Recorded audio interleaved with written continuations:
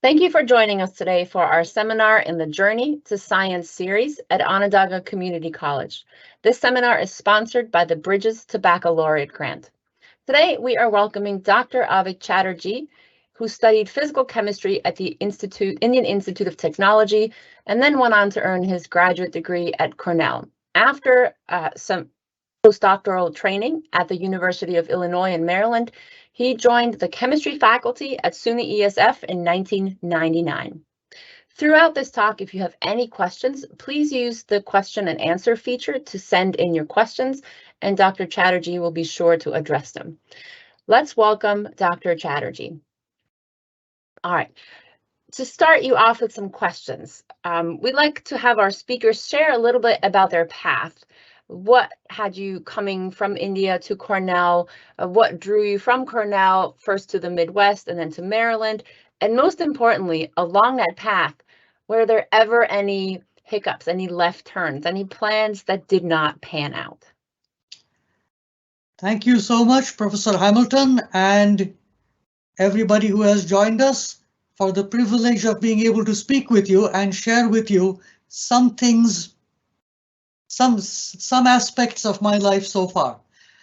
So I went to middle school in India. My parents traveled a great deal, and I traveled with them. They did take me along with them when I was a young tyke. We didn't really settle down in one place or even really in one country until I was into middle school.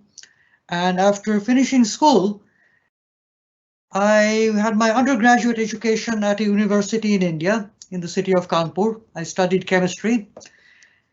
And the reason I ended up studying chemistry is because a lot of people in my generation who were going to school at that time were going to college for engineering and also for medicine. Now, I knew by that time quite early on that medicine was not for me, largely because I'm a little bit squeamish around around functions of the human body, put it this way. So I felt I could not get into medicine. Engineering, well, I figured everybody else is doing that, so that I'll go and do something else. That left the sciences. Physics and mathematics are very competitive, extremely selective in India. So I felt maybe I shouldn't go there. Biology was presented to me as being very descriptive and memorization based. That's not how it is, but that's how it was presented to me. And I ended up, that leaves me with chemistry.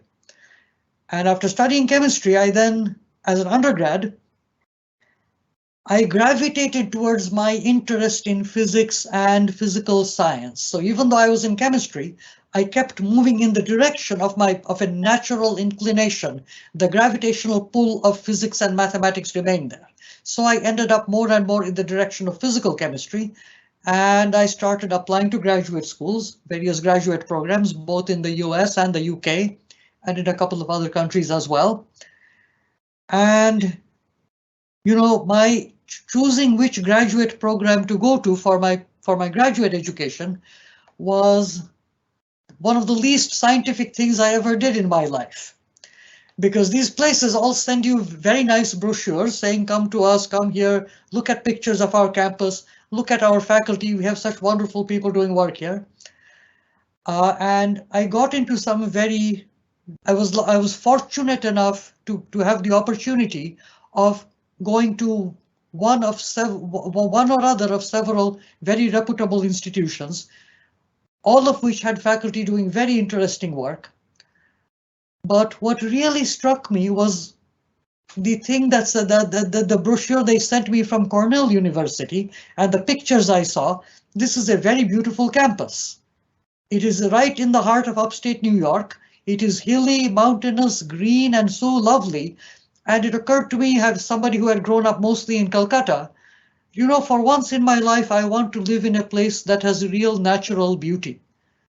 And that and letters of invitation from faculty at Cornell who were doing very interesting work that I found really fascinating led me to say, well, I will join the research group of Professor Benjamin Widham, and I will be honored to join your institution as a graduate student. So one thing led to another, and I ended up at Cornell. But Professor Hamilton was asking whether the path is always a straight line, whether it is always left foot in front of right foot, the other foot in front of the other. Are there any turns and twists in path? There are lots of them. Because I started working with Professor Ben Widom. He is a great scientist and a fantastic, wonderful, absolutely wonderful, charming human being. But after a couple of years, I felt that the research problems I was working on were not really exciting me as much as they should. They were not capturing my imagination and filling me with the kind of excitement that I have always associated with science. Meanwhile, a couple of doors down the corridor in the same building in the Baker Laboratory in Ithaca at Cornell, there was this other faculty member, Professor Loring, whose group was doing work that I really found very exciting. We all shared the same office. We went on the same hiking trips and the same nature walks and what have you, to the same department seminars, and so we all talked to each other. And I was finding this group's work to be something that appealed to me. I am not saying anything right or anything wrong about one or the other. It's just the flavor of the work was more appealing to me, was more exciting to me. And after 2.5 years with Professor Widom, I switched research groups and I ended up working with Professor Loring instead. I graduated in two more years after that. So after that, I ended up as a postdoctoral associate at the University of Illinois. How did I end up there? Well, I asked my then advisor, Dr. Loring, okay, what happens now? I am ready to graduate from here. Could you help me find my next mentor? Because continuing, it's like with medical school, one pursues a medical degree, and after that, residency is I think it is required in the US in order to practice medicine. So I was going to pursue further education, and Dr. Loring, my then advisor, says, yes, you should go and do something completely different and be someplace completely different.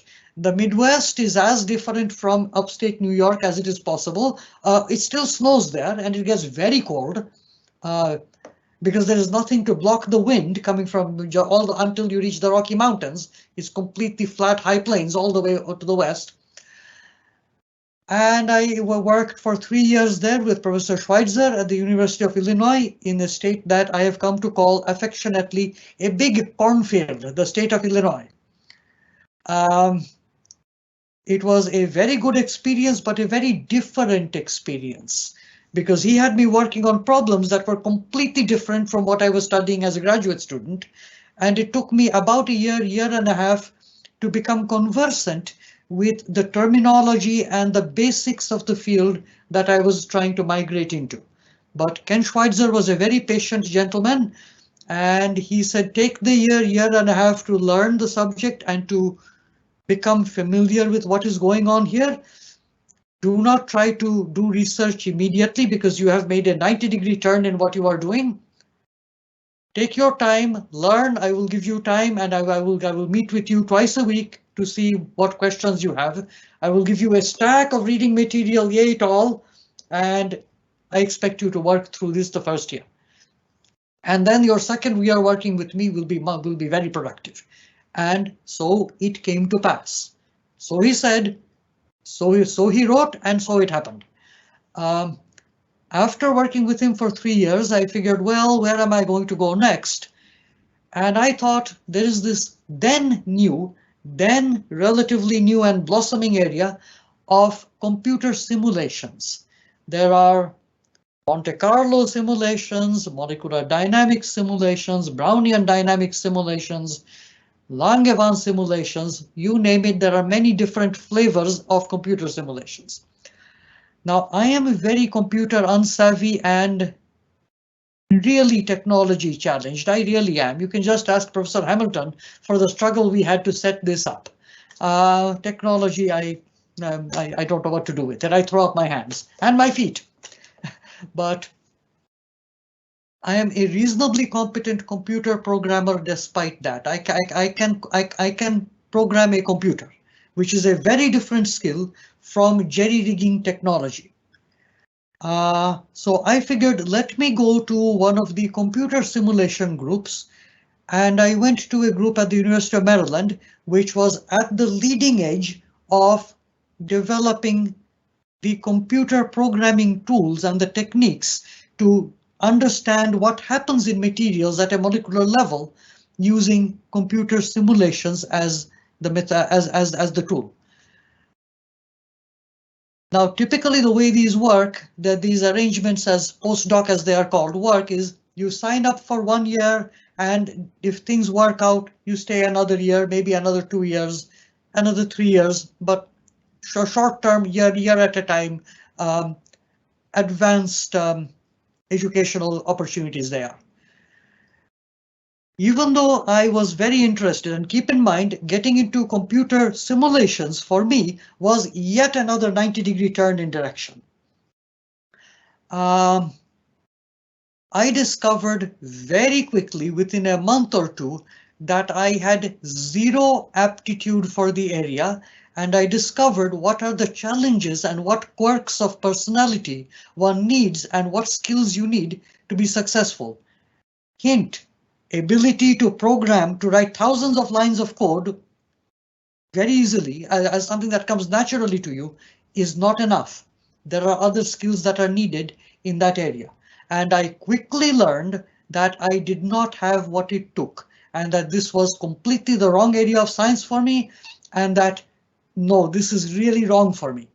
So that I was not there for very long. I was there for maybe 6 months, not even a full year. And then I went back to the University of Illinois, and I worked for a few months with Dr. Schweitzer. There were a few months that I was of no visible means of support, because at that point I had accepted an offer to work at ESF.